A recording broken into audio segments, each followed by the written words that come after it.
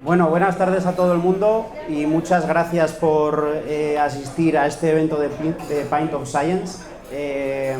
Me presento, yo me llamo Ángel Carrancho, soy profesor del área de prehistoria de la Universidad de Burgos y miembro del grupo de paleomagnetismo de esta misma universidad. Y bueno, mi charla, como bien ha presentado Marta, se titula Fuego, Hierro e imanes, más atracción imposible.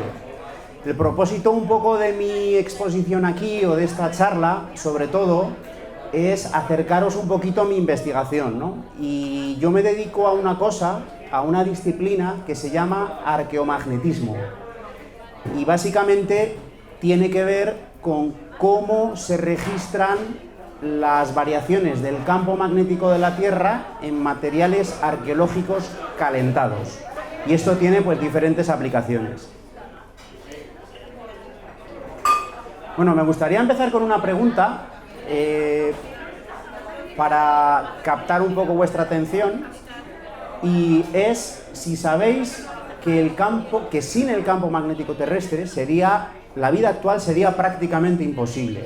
Si os fijáis en la imagen de la pantalla, os daréis cuenta, o es fácil intuir, que el campo magnético terrestre tiene unas implicaciones muy importantes.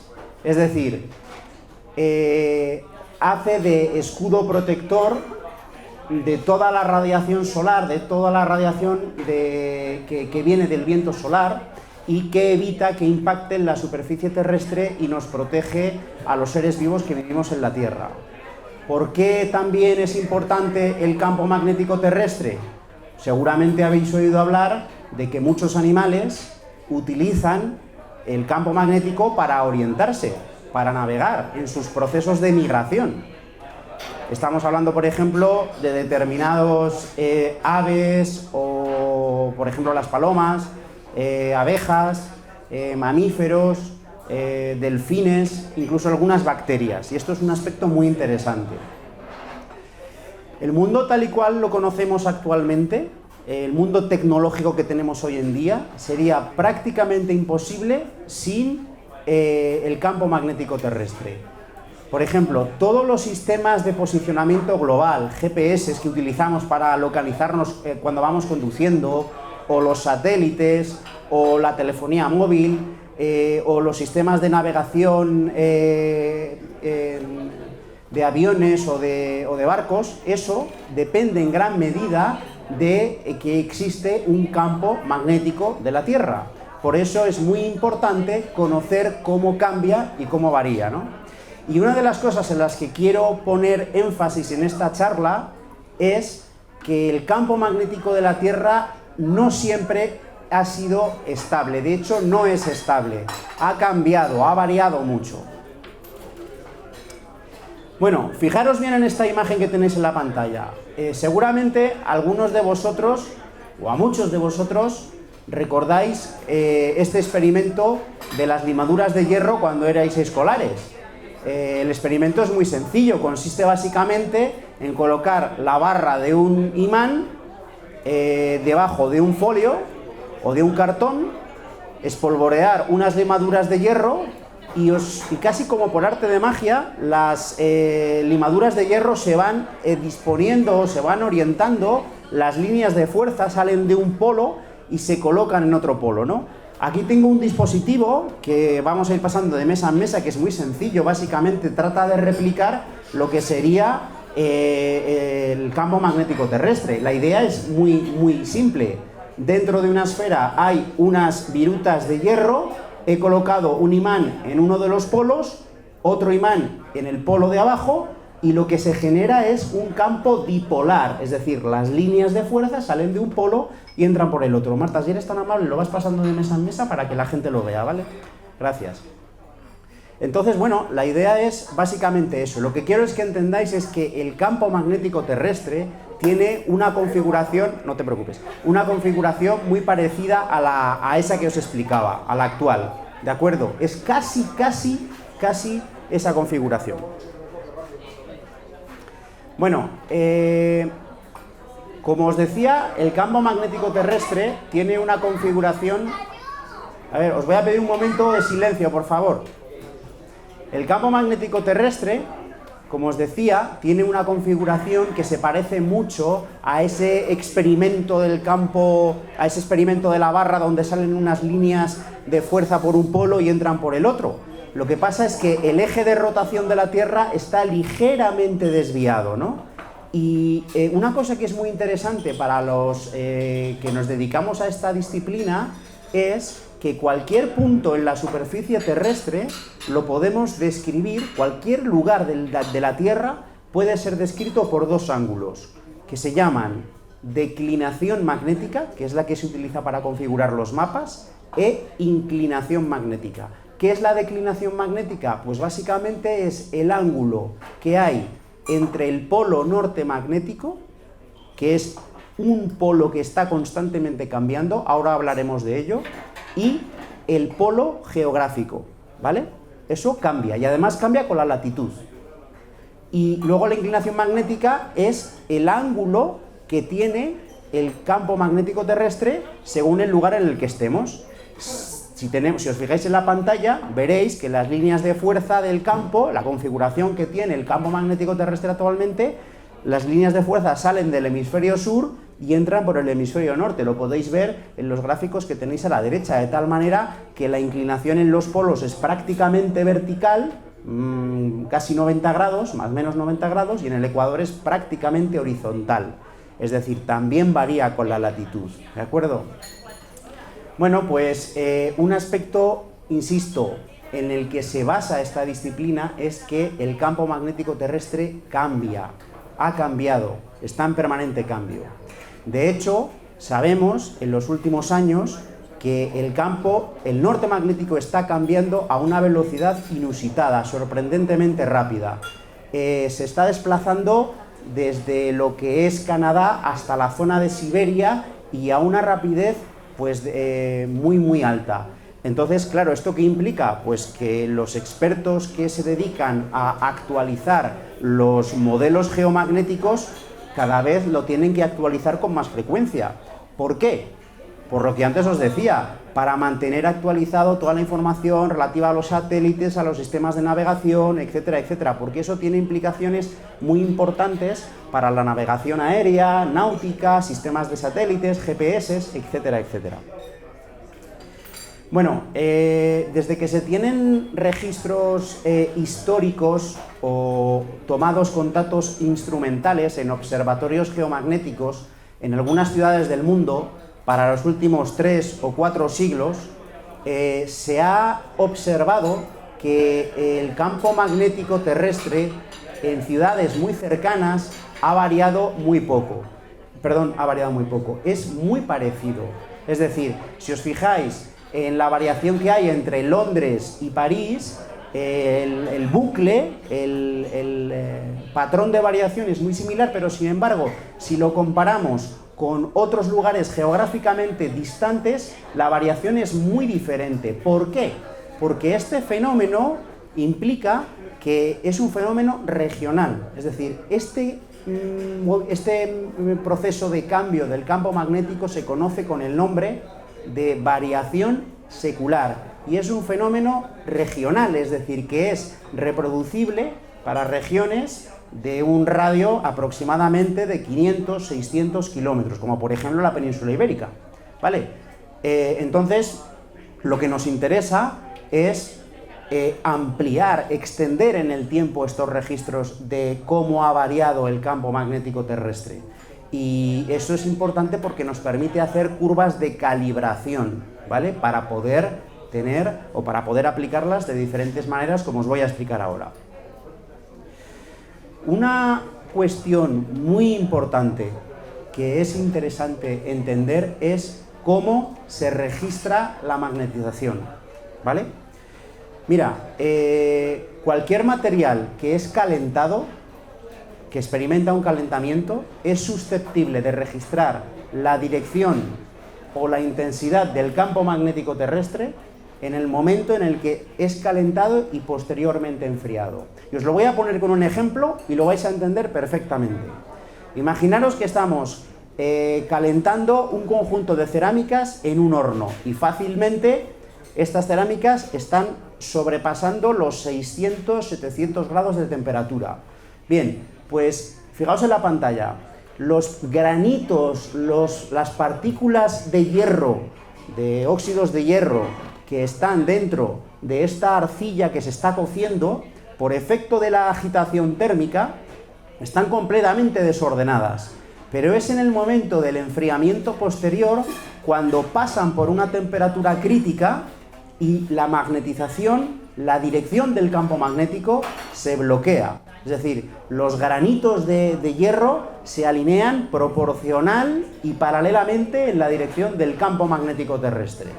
Es decir, que si tenemos un material que tiene óxidos de hierro, y esto es muy frecuente en cualquier material arqueológico, si tenemos un material que ha sido calentado, también es muy frecuente en muchos materiales arqueológicos, y el material permanece in situ, es decir, no se desplaza, no se mueve, no se rompe, no bascula, es susceptible de que pueda aportar información sobre la dirección o la intensidad del campo magnético terrestre. A mí que me gustan mucho los cómics, por ejemplo, me he cogido esta imagen de un cómic, de una publicación muy antigua, que simula pues cómo esos granitos minúsculos, microscópicos que no se ven al ojo, yo me los imagino como partículas que quedan orientadas y fosilizadas, fosilizando la dirección del campo magnético terrestre, ¿no? Bueno, es una metáfora para que entendáis cómo cualquier material quemado registra muy bien el campo magnético. Claro, uno se pone a pensar y dice, caray, pero si hay un montón de materiales quemados, ¿no? Arqueológicos, por ejemplo, cerámicas, escorias, hornos, fuegos, suelos quemados, materiales geológicos, pues todo el mundo conocerá las lavas volcánicas, por ejemplo, la expulsión de la lava volcánica del año 2021 del volcán Tajo Gaite en La Palma. Eso también es un buen registro del campo magnético terrestre, ¿vale? Y me preguntaréis, vale, todo esto que nos estás contando, ¿qué información aporta? Bueno, pues básicamente dos tipos de información. La primera es información de carácter geofísico, es decir, reconstruir cómo ha variado el campo magnético de la Tierra. Y la segunda, información de carácter arqueológico, que a mí personalmente es la que más me interesa. ¿Para qué sirve? Pues se puede datar el último uso o calentamiento de una estructura de combustión. Esto es muy interesante para los arqueólogos, saber la antigüedad de algo. Se puede determinar la temperatura de calentamiento que ha alcanzado un material arqueológico quemado. También es información interesante. E incluso, y os voy a poner ejemplos de todo ello, diferenciar ocupaciones humanas en yacimientos donde hay restos de fuego. Venga, vamos con los ejemplos y lo vais a entender muy sencillo.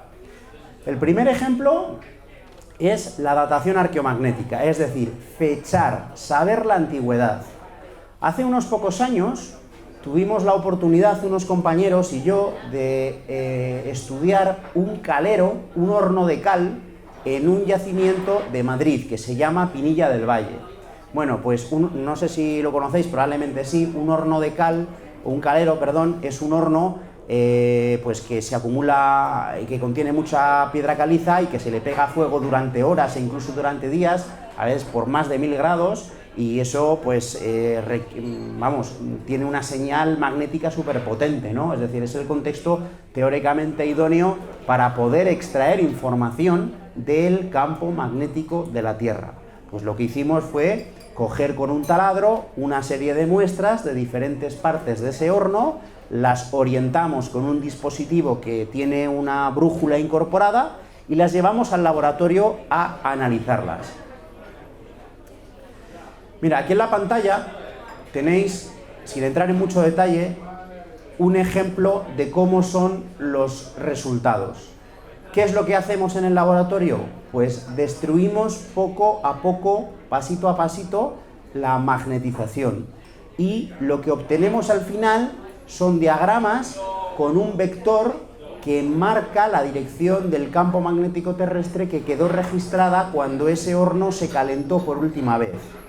Y si os fijáis en el panel de la derecha, en el panelcito del extremo derecha, Podéis ver ahí un grupo de muestras que están todas bien agrupaditas, con una dirección media, y debajo un recuadro en verde que marca la estadística que se obtiene.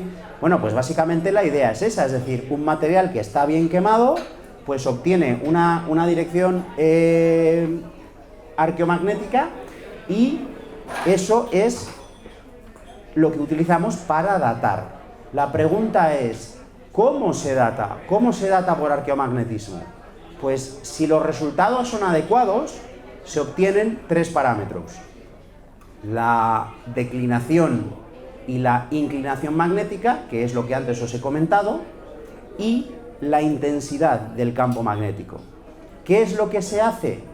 Pues el valor medio de cada parámetro, que es la barra azul que veis en la diapositiva, con su error, que es la banda verde que está asociada a cada barra azul, se compara con la curva de calibración, que está marcada en este caso en rojo para los tres parámetros.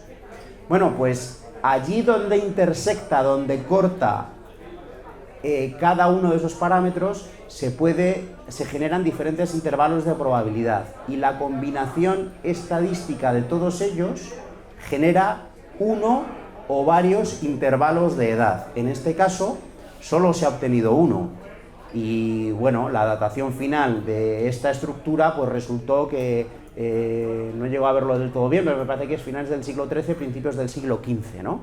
Es decir, aportar la antigüedad que tiene un material arqueológico es muy interesante para los arqueólogos, decirles la antigüedad de algo. Otra aplicación, y esta quizás os parezca más entretenida, es distinguir ocupaciones humanas en yacimientos donde hay fuego. Mira, fijaros en la imagen. Si os fijáis, vais a ver un conjunto de manchones negros que son restos de fuego, y una cantidad de chinchetas alrededor suyo que lo que marcan son herramientas de piedra tallada, restos de huesos de animales consumidos y fragmentos de carbón. Eso es una imagen de un nivel que se llama el nivel 10, de un yacimiento que se llama el Salt, que está en Alcoy, en Alicante. Y ese nivel tiene una antigüedad, está datado por otras técnicas, de 52.000 años, es decir, tiene cronología neandertal. Seguramente lo de neandertal os suene, ¿no? Es otra especie que vivió aquí en Europa en esa época. Bueno, pues aquí la cuestión de fondo es, a ver, tenemos una superficie, los arqueólogos es lo que plantean, ¿no? Dicen, bueno, vamos a ver, es que no sabemos muy bien si toda esa acumulación responde a que de repente vinieron un grupo de neandertales, se liaron a hacer fuegos y tallaron todas esas herramientas y consumieron esos animales, es decir, todo eso corresponde a una sola ocupación, o alternativamente responde a varias ocupaciones separadas en el tiempo por un tiempo, o espaciadas en el tiempo por intervalos que desconocemos si son recurrentes o si no lo son. Es decir, hay muchas preguntas, el científico se hace preguntas, ¿no? Hay muchas preguntas que hay que responder, y hemos encontrado en el arqueomagnetismo una vía para explorar las respuestas, ¿vale? Mira, si os fijáis en el diagrama de la parte superior derecha, ahí tenéis representados los resultados que se han obtenido de estudiar y procesar diferentes fuegos en este yacimiento. Si os fijáis, creo que son 4 o 5 o 6, si os fijáis, cada uno de ellos define una dirección media, que es la bolita, con su círculo de confianza, con su error. Unos se solapan y otros están claramente separados. El hecho de que estén claramente separados lo que está indicando es que son momentos temporales diferentes, ¿no? Es decir, que ha habido un registro del campo magnético terrestre en momentos distintos. Ya solo el hecho de poder decir que 1, 2 o 3 fuegos son temporalmente diferentes es muy interesante desde el punto de vista arqueológico. Pero lo que quisimos hacer aquí fue darle una vuelta de tuerca e intentar determinar el tiempo mínimo que había transcurrido entre la quema de unos hogares y otros hogares. Esto es muy interesante. Si os fijáis en la fotografía, veréis cómo es un hogar neandertal de hace 52.000 años. Fijaros, tiene una capita blanca de cenizas en la parte superior y justo debajo una capa negra de 1 o 2 centímetros que también está calentada, ¿no? Entonces, a la derecha tenéis los resultados obtenidos en diferentes pares de hogares. Como os decía antes, en algunos casos la dirección es prácticamente coincidente entre ellos y es difícil hilar fino si son o no son diacrónicos o no contemporáneos, o si son de momentos diferentes. Sin embargo, en otros la dirección es claramente distinta, lo que indica que son distintos, ¿no? Bueno, pues la realidad es que no tenemos ni idea de cómo era el campo magnético hace 52.000 años, pero sí sabemos cómo es el campo magnético o cómo ha sido el campo magnético en los últimos 4, 5, 6.000 años, porque se han obtenido muchos datos y de muy buena calidad en diferentes partes del mundo. ¿Y qué se nos ocurrió? Pues dijimos, bueno, pues vamos a comparar los resultados que hemos obtenido en este yacimiento, en estos hogares, con modelos geomagnéticos actuales. Y el objetivo era estimar el tiempo mínimo que había transcurrido entre la quema de un hogar y otro hogar. Y con diferentes estadísticas determinamos que todo ese paquete de hogares, de 4 o 5 hogares, en la unidad 10, con un 99% de probabilidad, habían sido quemados al menos entre 200 y 240 años. Y esto es muy interesante, ¿sabéis por qué? Porque los arqueólogos pensaban que estas ocupaciones eran mucho más frecuentes. Pero la realidad de los datos, los resultados, indican que estos neandertales eran mucho más nómadas de lo que se pensaba, es decir, se movían constantemente por el territorio buscando recursos y hacían actividades, incluida fuego, en este yacimiento de forma mucho más esporádica. Y yo no conozco personalmente ninguna técnica geocronológica que permita hilar tan fino y determinar el tiempo mínimo transcurrido entre la quema de unos hogares y otros. Y este es un trabajo que hizo una chica aquí en la Universidad de Burgos en colaboración con varios autores. Ella se llama Ángela Errejón y lo publicó el año pasado en la revista Nature, que es un referente de calidad y de publicación científica internacional. Bueno, vamos a ver más cosas, ¿vale? Os pido un poquito de silencio por ahí al fondo, por favor. Uno de los aspectos que también exploramos en este trabajo es lo que llamamos arqueología experimental. Antes os he dicho que los científicos nos hacemos preguntas, ¿verdad? Bueno, pues en arqueología hacemos réplicas, reproducciones de preguntas que nos hacemos. Es decir, por ejemplo, una pregunta que nos hacíamos: ¿es posible detectar si un hogar, si un fuego ha sido reencendido estudiando el campo magnético terrestre? Pues vamos a hacerlo. Cogimos, hicimos un fuego en el año 2010 y 3 años después hicimos otro fuego. Y el resultado fue que no éramos capaces de distinguirlos. A mí me hubiera gustado otro resultado, pero esa es la realidad, la ciencia es así. Y no fue posible distinguirlo porque el campo magnético terrestre en un periodo tan corto como 3 años prácticamente no cambia su dirección. Otra pregunta muy interesante que nos planteamos es: oye, ¿le afectará de alguna manera el registro de la dirección del campo magnético, el pisoteo y todo el movimiento que se hace encima de los hogares? Esto es algo que está muy bien documentado en muchos yacimientos. Y dijimos, pues vamos a hacerlo. Hicimos un fuego al aire libre y durante 15 días, intencionalmente, pasamos por encima pisoteándolo, andando, y nos dimos cuenta de que, como era de esperar, las cenizas estaban completamente desordenadas, pero sorprendentemente, si os fijáis en el gráfico de la parte inferior izquierda, las muestras del sustrato de abajo, la capita negra quemada, se había preservado muy bien. Es decir, es posible obtener información de la dirección del campo magnético de la Tierra incluso en situaciones donde hay un constante pisoteo del sustrato. Y eso, si lo extrapolamos, o sea, si lo llevamos a casuística arqueológica, es muy interesante. Es posible obtener esa información en hogares arqueológicos de miles de años, ¿no? Y bueno, ya para ir acabando, otra de las aplicaciones muy interesantes que hemos desarrollado, también con la arqueología experimental, es estudiar las cerámicas. ¿Para qué estudiamos cerámicas? Para saber la temperatura que alcanzaron y, fijaros bien, la funcionalidad que pudieron tener, es decir, ¿para qué sirvieron?